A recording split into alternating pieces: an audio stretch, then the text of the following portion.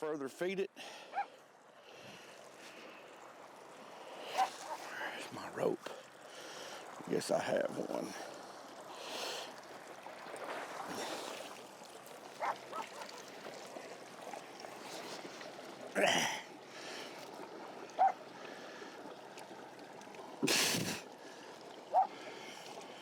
There we go.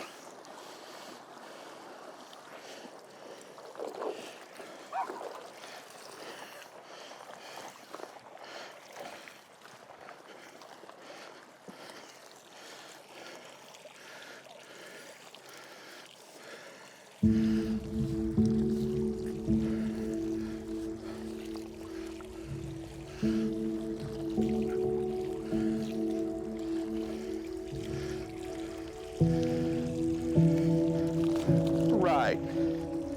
Be on to the next one shortly. Start off your day like that every day.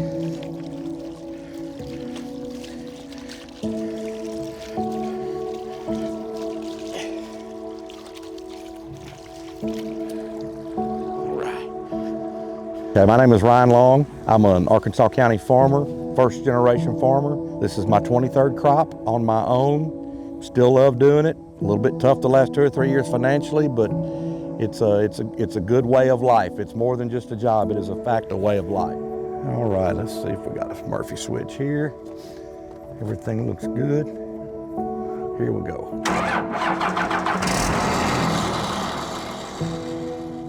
We are faced with interest rates we haven't seen in 10 to 15 years. They went from a 3.5% to 4% rate up to a 7.5% to 8% in 1 year. So I'm a 1,200 acre farmer.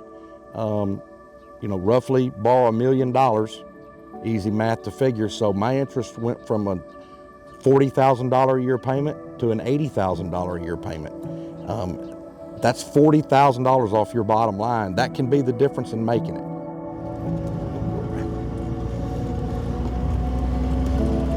Bob is my guard. He's looking for potential threats like rabbits, deer, anything with 4 legs running, he will be on point.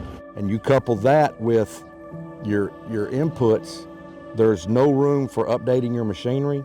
We're having to patch together and piecemeal what we have because there is no room to update your operation. Okay, so yesterday afternoon I was harvesting rice out here, and the worst fear for a farmer is a fire. So sure enough, I smelled smoke in the cab of the combine, and I got on my radio. I alerted my employee. I said, "Hey, get off your tractor right now, raise the shields up, something is burning and it's not good." So got the shields up, spotted our problem on what they call a primary countershaft gear case. That's Latin to most people, but to me, it's a $5,000 part. Just the part alone is $5,000. So we assessed it, and now we're having to, my employee has gone to Weiner, Arkansas to a Greenway dealer 2 hours away. It's the only part we could find. So try to get it put back together so I can get back in the field this afternoon and continue harvesting. But that part right there is $5,000. Sure is. There was only 2 in the country, believe it or not, and thankfully one of them was within 6 hours. So again, you get to pay the extra freight to have it brought down a little closer, and then you send your guy to meet him halfway. But it's just the nature of this business. It's every day is different, and you don't wish anything like this on anybody just because it's a bad year for a big repair. Infrastructure's always been one of the top stressors.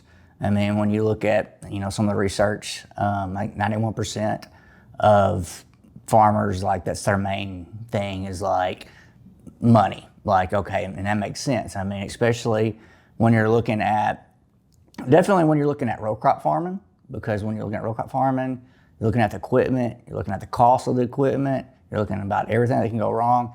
The biggest thing, and the thing that why I really am just really passionate as far as a therapist goes about farming is that agriculture is the number 4 industry with suicide in it.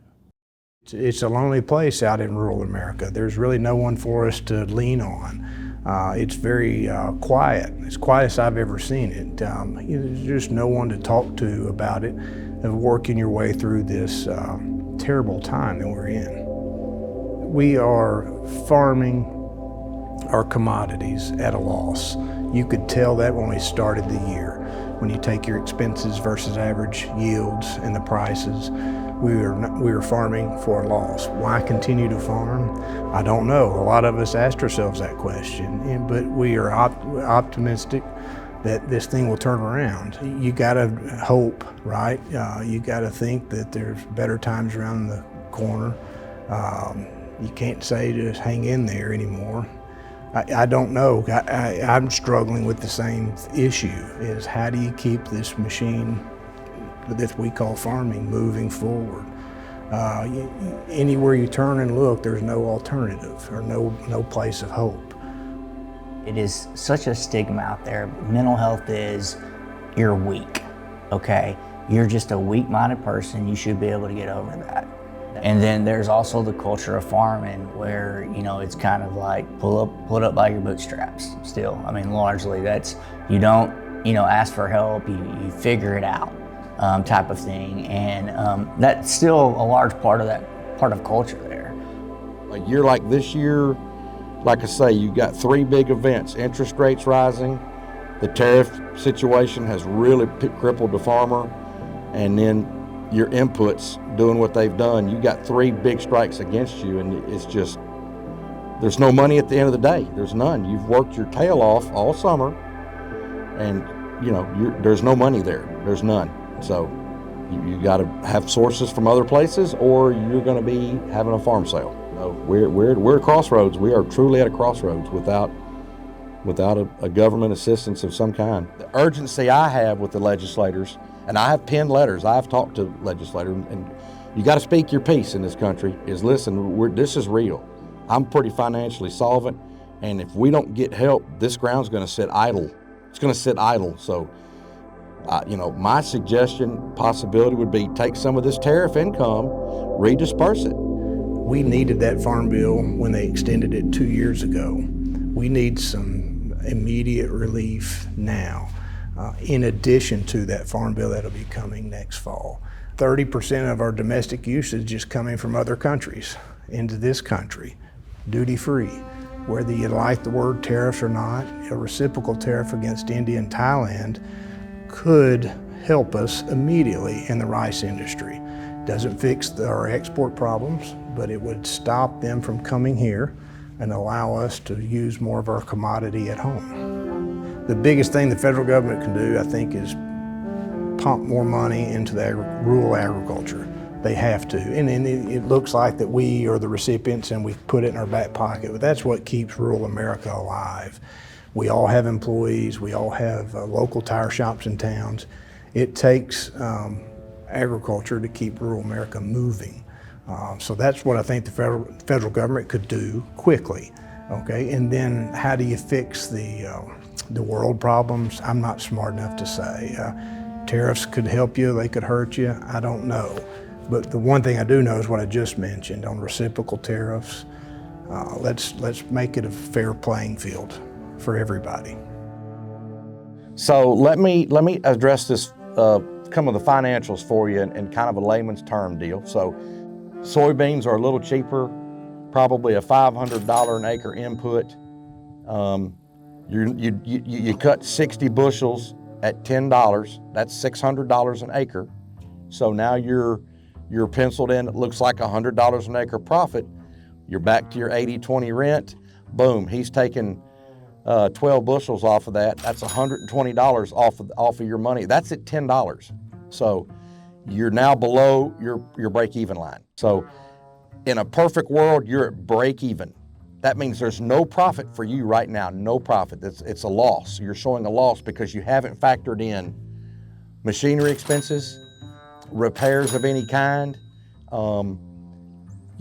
hurricane issues or weather-related issues that cause multiple irrigation or slow down in harvest.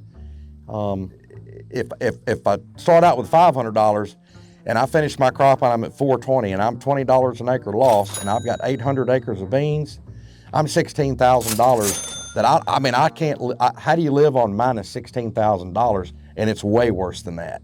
So that's where we're at. Nothing hurts more than when I see people and they're suffering and they're just silent about it. You might come into it not believing, well, you know, that's for everybody else, that's not me. And that's not true. You know, we all need help throughout life. The average layperson, or we're really good at ignoring the symptoms and the signs. For example, depression. Generally, there's a reduction in appetite.